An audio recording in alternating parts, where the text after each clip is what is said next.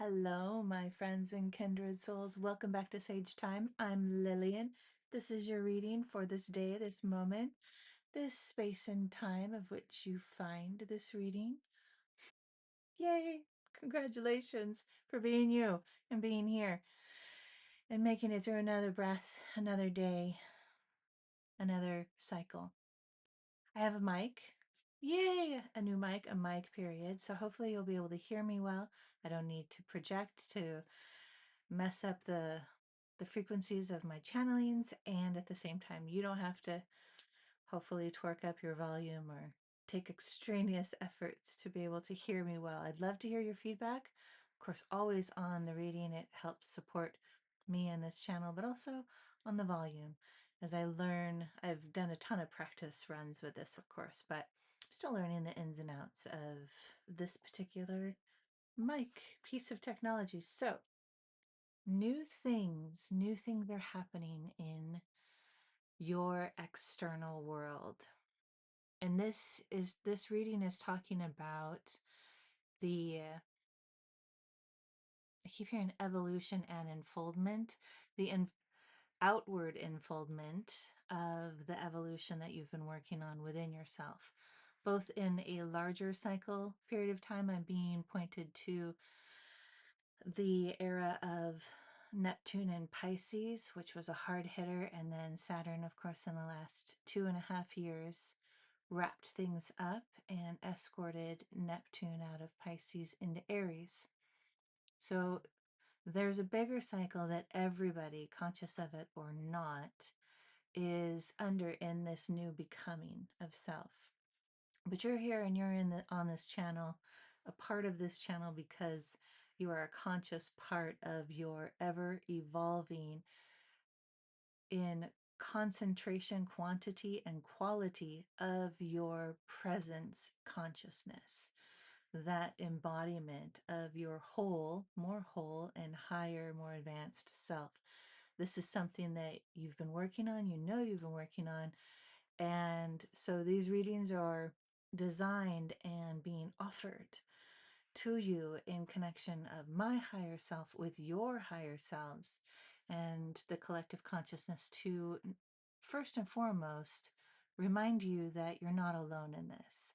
And these profound inner awarenesses and knowings are being reflected back to you, both in a way to provide confirmation and validation, but also to give you um, different ways of articulating the same ideas, and some are the same articulations, and describing it, and also to activate and awaken and bring clarity to new crevices of your embodied consciousness, or new, yeah,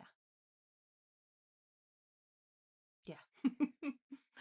So that's what we're up to. And of course, depending on what wants to be channeled and brought to you, some messages are going to be more etheric and esoteric and more about experiencing the message than trying to wrap your brain around it, more about opening to and allowing the message to enter you more than memorizing it and intellectualizing it. And other times there'll be more of a, we'll call it practical in the 3D realm, because we are still physical bodies. We are living in on a world and interacting in a dimension with dimensions of people who are still very not there yet. They're still exactly where they're supposed to be on their point and place and time of their journey. But we have a role being who we are, being different and distinct and more expansive and integrated and multidimensional. We have a role to play in that. And it's not a role of authority or hubris, better than thou kind of thing, because we're fumbling and stumbling through it as well. If we're doing it right, we definitely are aware that we don't know it all. And even when we're experiencing the knowingness of it all.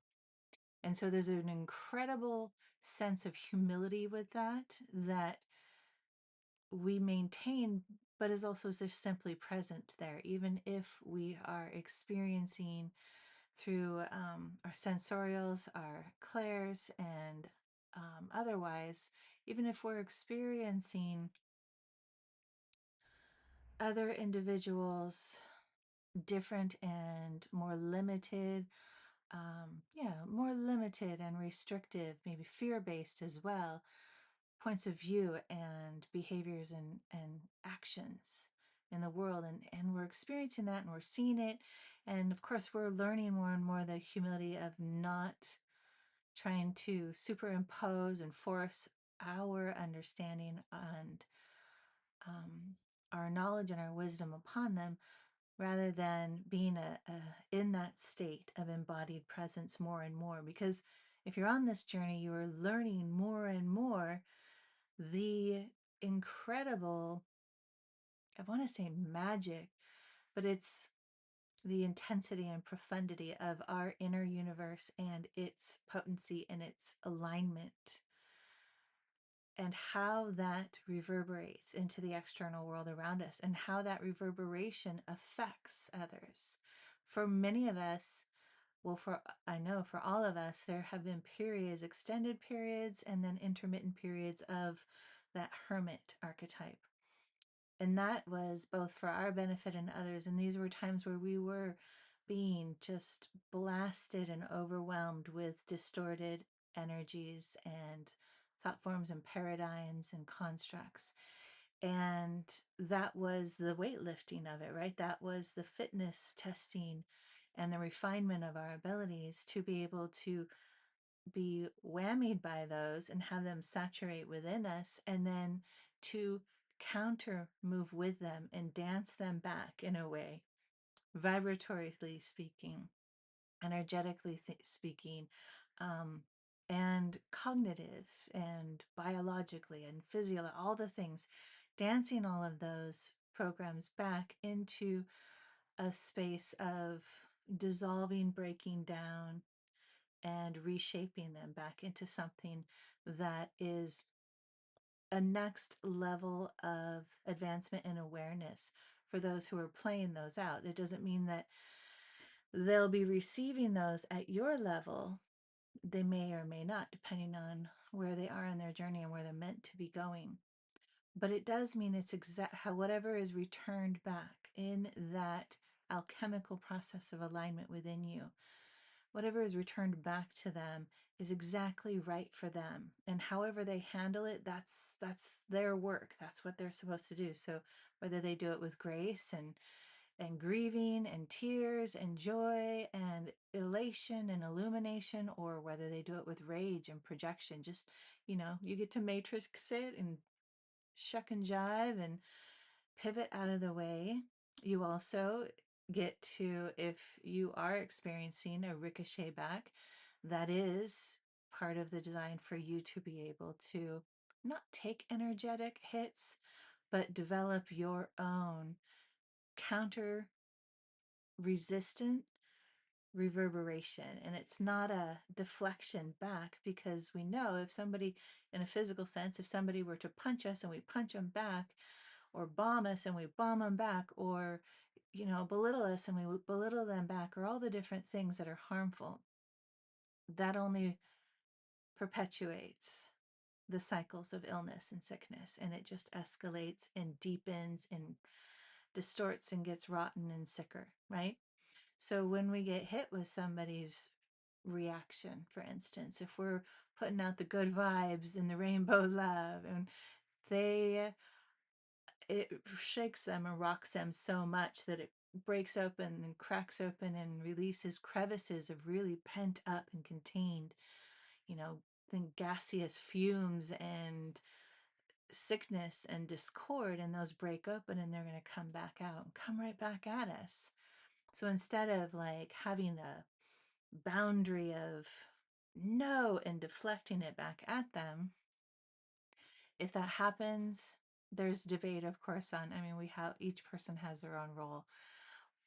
But for a sustainable change, to be a stand and to be in the purpose of sustainable, uplifting, elevating, and evolving change, when it hits our shield, our boundary at this point, or at some point we are developing it and will have developed it, to imagine a shield that instead of just reflects it back to somebody, it kind of catches it like I'm seeing a bass speaker and the tympanic kind of membrane on it. It catches it and then reverberates it into a better counterbalance and brings it back into as in the form of information and vibration resonance that is softer, more opening.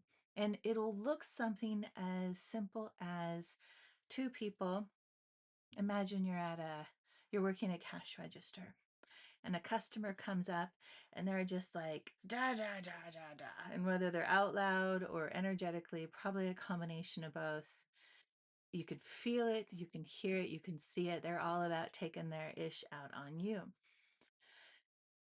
And the strengthened and embodied and developed consciousness is able to hold that internal presence, as the cashiers say, out in the mundane world, maintain and hold that inner presence of I see you, I love you, I accept you. And you're holding that within yourself for yourself, in addition to a provision, a silent stand of truth and offering for the other. You don't have to push it out, it simply is overflowing from you. It's much like, I think it was the last video that I did, or a couple videos ago, regarding the spirit animal medicine of the snake and the deer. It's very much that deer presence. But because of your journey as the snake medicine spirit with that spirit energy, you have developed an enriching depth and intricacy of countermeasures and nuance. And I mean, your algorithm is so complex. The shape of it isn't just like a massive dodecahedron, it's a 7-dimensional. So there's shapes within the shapes within the shapes, interconnecting and weaving and expanding and contracting, and that's you, inside of you and around you. And it expands and contracts and vibrates and moves and sways and reshapes, but always is connected in a way that is in alignment with the cohesiveness and intentionality and present focus of your mind, your heart, and your lower chakras, which are really the support of the body and grounding you into the earth. So, wow, that was a beautiful introduction. So, when that's happening, the other person, the customer, say, and they're projecting their business onto you, and you're not deflecting it back and making things worse. You're absorbing it enough into your field that you're able to feel it and hold presence with it and touch it with your love. And that creates a new dance and a new vibration. And then that's what is sent back out in return. And you'll see the more practiced and more refined you are becoming with this process. It's not, strictly speaking, interactions with other humans, with other people and plants and animals. You'll see it through the construct of the physical reality and the natural reality and everything around you, the matrix, so to speak, whether it's the elements and beyond. So, woo, all right. We've got a few cards here I drew.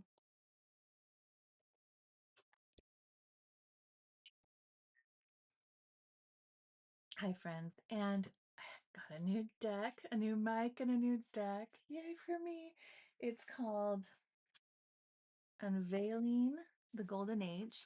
It's another deck by the incredible artist Izzy Ivy, who has the Beyond Lemuria deck that I love so much. And it is new. Each description I mean, look at this book. Oh my goodness. Each description is significant. And so I'm taking my time to read them, and then also allowing spirit, universe, your higher self, whomever is watching this, to tell me what I need to discuss. So these are complex cards, but today's reading wanted to bring in that yes, you are in this new cycle amongst other cycles of the Aries, the I am, the new reinvented I am, one that you have earned and worked for in ways that are just beyond description. And you're bringing it out into the mundane, practical, everyday reality. And so it can be pretty easy to kind of slip back into the more collective um, mindset and thinking, and by no fault, it's an insidious, and I don't mean that in a nefarious way. It's just it's like a slow titration of effect. And so these readings are, especially today's reading, but I have a feeling this will be more often, a way to bring you back into that. Oh yeah, that's me. Oh yeah, that's what I've been spending so much time in the astral realms, downloading and in communication with, my higher aspects and beyond, and learning all of these just massively profound things, and how now I'm applying it. How now I'm applying it into the world to be not just of service to the greater good of all, to to also be, as you know, finally, maybe for the first time in this life, and most likely in many lives, you're being of service to your experience, the joy of your experience, the love and the wonderment of your experience. And Jupiter Kitty is right up here. She doesn't normally get up in these readings, not in a long time. And so she is bringing you fortune and blessings of the Jupiter archetype. And she's just so happily peaceful and zen. And so I'm hoping that you feel that and receive that. She's poking just a little bit of her ears and hair in the video. Okay, here we go, folks. So the first card, without having read the descriptions in the book, we've got Vines, the priestess of portals. And so I took a little couple notes, so don't want to forget anything. But this is talking about you being somebody that traverses through the many facets of the earthly dimension. The priestess of portals is able to, with her consciousness, regardless of gender in your human form, with your consciousness, you're able to traverse between the 3D human realm, the plant consciousness realm, the human consciousness realm.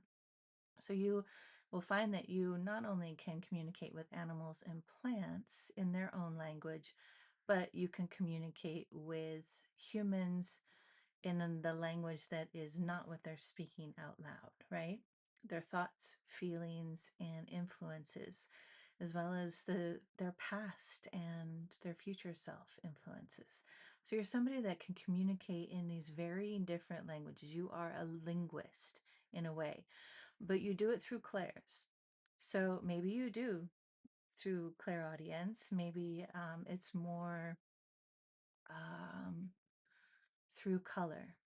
Maybe it's through songs. Maybe it's clairsentient sensations in your body, or claircognizance. You simply know the truth of the story and the whole story, and it's just there. And most likely it's many different things, right? Because you're here and you are a multi-dimensional individual. So you are definitely somebody whom can interact not only with what's presented to you in a physical sense in the mundane reality, but this also speaks about your ability to interact and engage with and open to other realms within the 3D realm, the third dimensional realm. And so when I speak of that, I speak of like the Fae. It would be another realm. And then within the Fae realm, there are many facets. Same dimension, or there's, of course, higher and lower dimensions, of course, of the Fae in any of these realms. But within each dimension are multiple facets. So if we're here at the third and then the fifth and the seventh and so forth, there are facets within each one of those.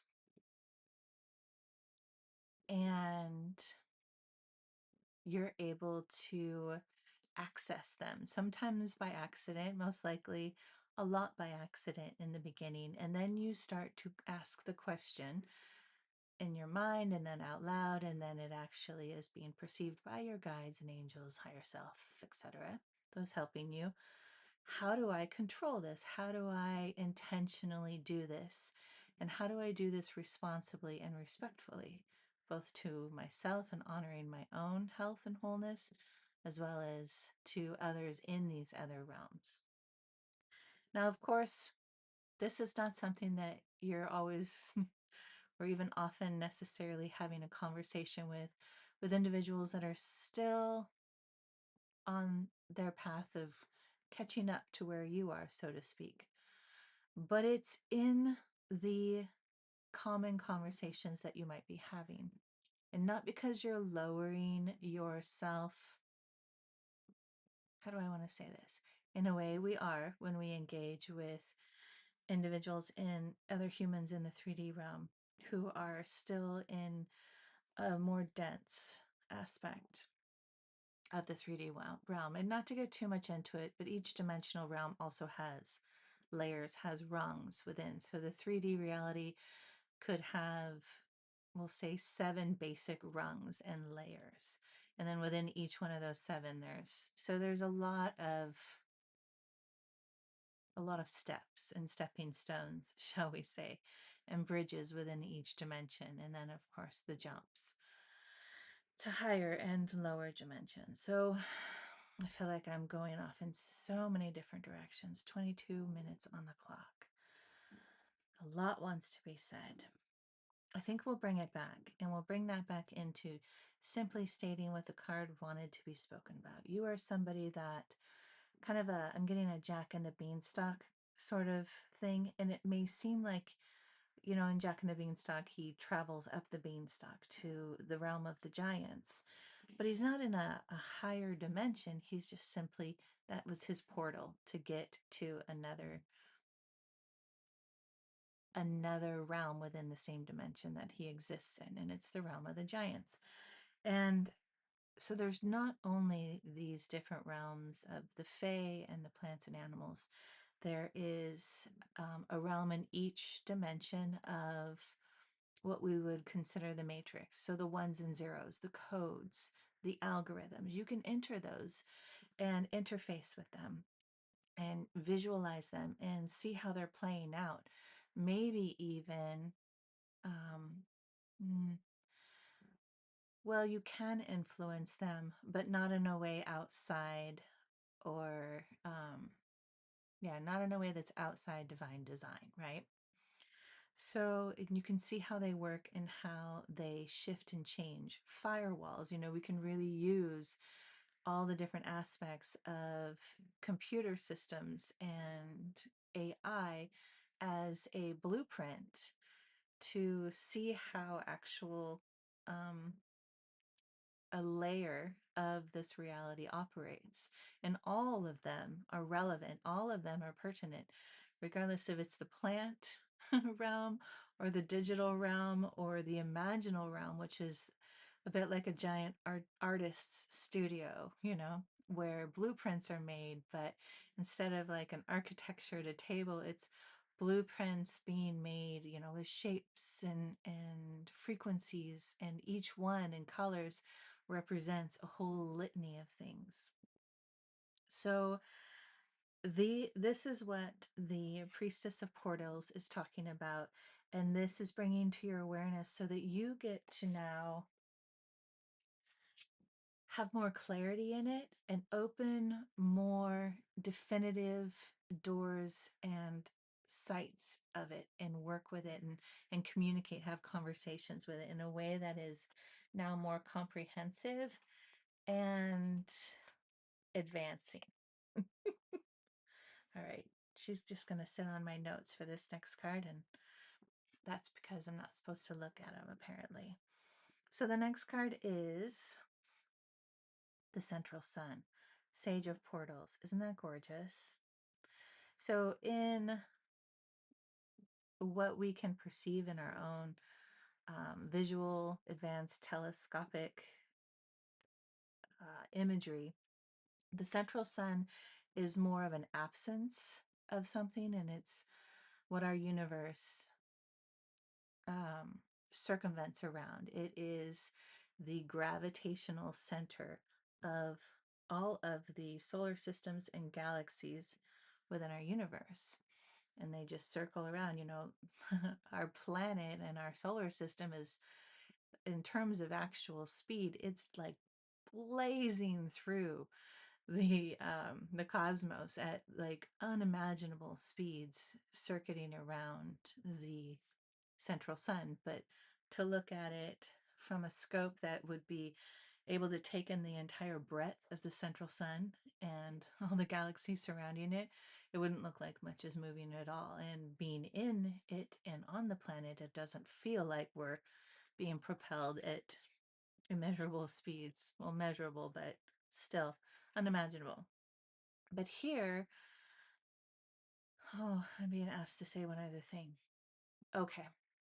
So it's the absence of a visual sun that we're talking about with the central sun, but there's a potency and an existence and a value, a measurable value to it, as well as it has effects that we can kind of know. There's a lot of guesswork and things beyond our comprehension still at this point.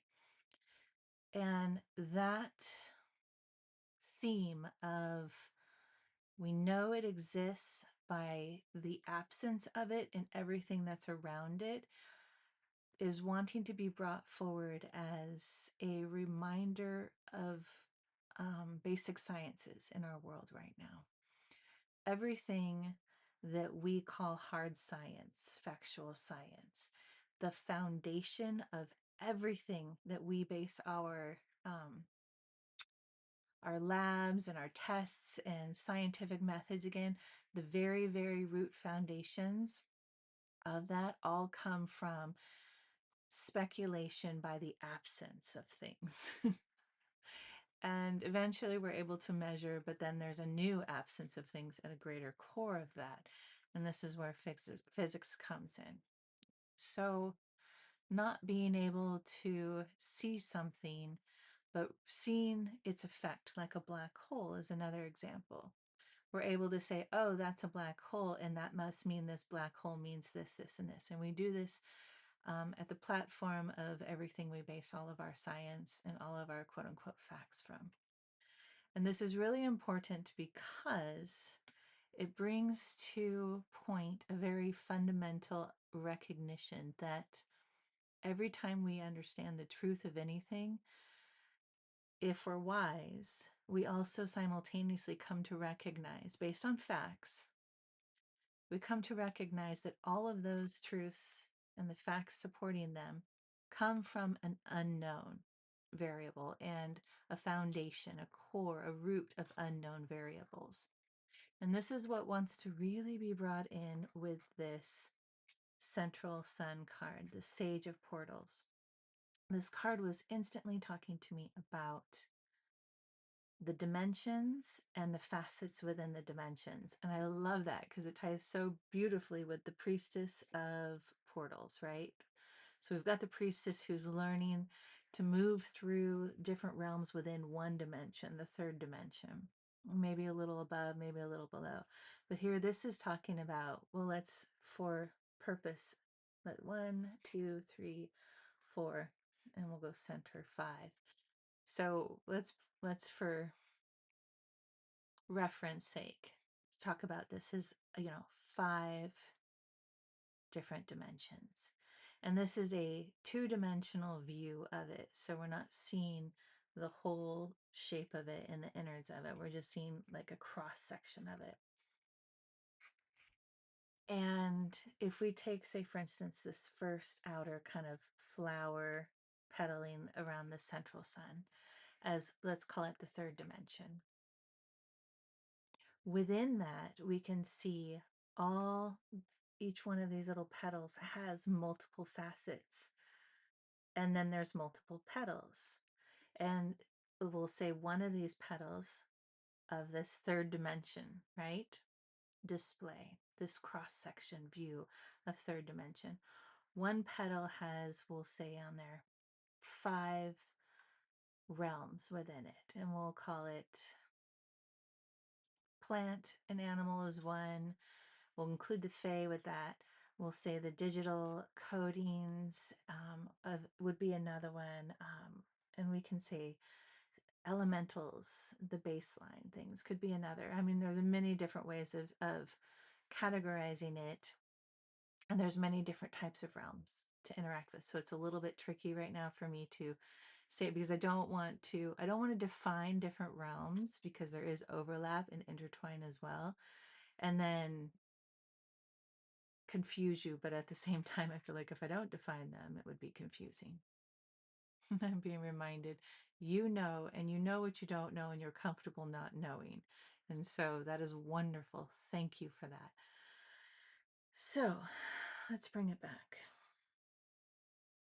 Okay, so the point of this card is talking about the wisdom of you. And the wisdom of you is that you know that even in one dimension, the dimension that your body and your conscious awareness most commonly resides, this third dimensional reality, there are multiple ways of experiencing it, whether you're from the viewpoint perspective of the consciousness of an animal, of a fae, of an entire algorithm of a digital display, so to speak, not digital, but component display. Whether you're from the perspective of elements and they're interacting and interfacing, or whether you're from a perspective of common science and how that sees the world and the human perspective. You recognize by spending enough time in that and even going from individual human to individual human that each and every individual anything experiences reality entirely different. One human may be saying reality is this, this, this, and this, and the other human sitting across from him is like, yeah, it's this, this, this, and this. But they're both talking about very much entirely different things, but they're using the same words. And so they think that they're in agreement. But the two humans then, if they were to develop their psychic and sensorial, extrasensorial abilities, would be able to have that same conversation and hear the other person's words and go, oh, you mean that. I don't see it like that. I haven't seen it like that, but now I do. Here's how I've been seeing it. And the other person's like, oh, I had never considered that. You're both seeing the same facts. The facts remain the same. And yet, let me rephrase that. The facts are still the facts, the things that happened in front of the two of you. You know, a cow walks across the street, we'll say. That happened, but one person sees other facts that are entirely different that feeds into that story of the cow walking across the street. And it creates a story and a narrative and a truth, a very real truth that is entirely different than the other person who sees it with different supporting facts. And it means something different. And neither are wrong. And they're both right, but only in the sense that they're a piece of the entire pie. Can't do the circle. There we go. So they're both a piece or a sliver of the entire pie. And being a sage of portals is somebody who has been through enough of that in not just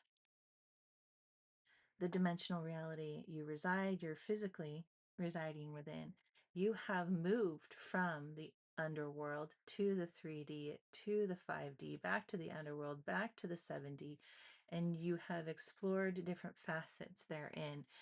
And um, it broke your brain. I'm hearing it broke your brain, and thank goodness it did. Because the brain can get carvings of neural pathways just like pathways can be carved by, deer and elk and fox and cougar and bear.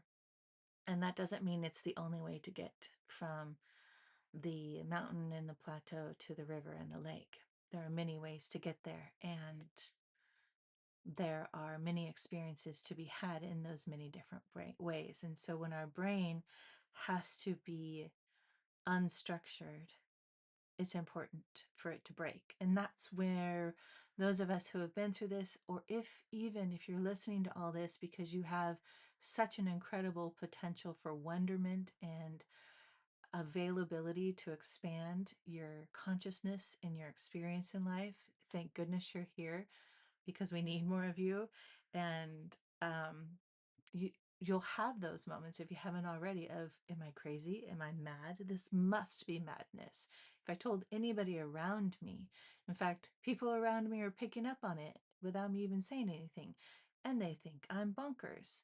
They are calling me batshit in their head, and I can hear it. Oh, I must be making that up. Those kinds of things. And yet, because you're able to witness and see and practice it more and more from a place of a stabilized nervous system in your physical body, a stabilized spiritual sense of interconnectedness with your higher self and alignment with that, which brings an incredible sense of peace and calm. And you've been doing that work, wash, rinse, repeat over and over again for so long and with such rigor, planned or unplanned, wanted or unwanted, you've been doing it. Of course, at this point, you likely understand, of course, that you've been working with your higher self, yourself. So this was the plan, but it wasn't an informed consent kind of thing in the human zone of things. So last but not least, and I'll try to keep this card a bit more concise, we have evolving light codes, star. This is what you do. This is what I actually spoke about. We spoke about in the beginning of this reading. This is you taking all that information into your internal body. You can see the DNA code, the double helix at the center, and into your internal physical body, your physiology, your neurology, as well as your spiritual body, your energetic body, your soul's body, all the different aspects of you that are known and unknown. And you're integrating it, you're aligning it. These shapes along the center are a big part of the language of spirituality. And that language includes symbolism and history, past, present, and future. And each of those images, just like sacred geometry, has many, many stories to tell. We can look at a butterfly and it can be like, oh, that's beautiful, that's a sweet butterfly. Or it can wash us through with just downloads of what we know, what we've experienced, what we're remembering, and all the meanings able to be explained and articulated and unable to, right? That's the ineffability of source, the universe, goddess, God, however, Allah, however Buddha you describe it. So that's the language of the spirit being encoded in your physicality, being brought down into the reverberation of your body and your being and your essence. And you can see in these beautiful lines of reverberation, they're all encoded with what a lot of people term as light codes. And this comes from the sensorial reality realm, the sensorial realm, and the languages that you speak within the sensorial realm, the imaginal realm, the fey realms, the plant realms, the animal realms. These are the languages, and they come through in colors and codes and shapes. And some are symmetrical and some are asymmetrical and some are just like this. They're what they are. And we don't have to figure it all out, but we get to experience it, allow it, integrate it, assimilate it, let it alter our internal chemistry, our internal genetic coding, and then everything from there in beyond. And then that simply becomes our resonance. We don't have to think a lot about it. And that's what you're doing. That's what you've been working so hard at. And you're doing it. And you're doing it as somebody who's going out and buying groceries and just doing your own thing. And when you turn left and some car does some sort of road rage kind of or whatever inconsiderate moment, and you hold that space of, I love myself so powerfully and so profoundly and so compassionately that it just simply happens for everybody else out there as the car zooms by. I don't know if you heard that. The road rage car, right? Good job, universe. Good job, you and I. All right. Because we know we're all individuated and interconnected. And so the conversation is happening. And that car that road raged on by while holding that incredible and immense power of self love and self compassion that is so deeply integrated that it automatically shoots through portals that interconnect with everyone and everything around us, specifically those that we are interacting with, perceiving in the moment.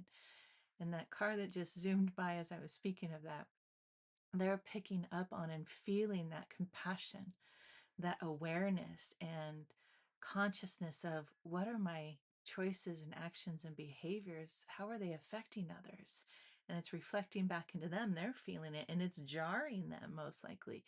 I mean, they may experience it again in that sense of like, oh, there's a grief spot and it just cracked it open. I can weep and cry and release and let it go and forgive. Or sometimes the shapes of the containment of the discord or dis-ease cracks open and it's, you know, fumigates out and it's stinky and angry. And so they get mad and they hit a wall and metaphorically speaking, or maybe literally, and it shocks their system, it shocks their world, and it creates the circumstances needed according to their higher self and their higher design to wake up and be more consciously aware of all their choices and how it impacts, and not simply because they're aware of it, but because they're experiencing the impacts of their choices on others back onto them enough times that it takes for them to awaken to it and begin their process and their journey. So, home. We did it. That was a huge message. I love that spirit came through on this for you and for me. This is just so beautiful and powerful and profound. And I am going to lovingly and peacefully and graciously and gratefully leave you here as the wind chimes are singing us out right now.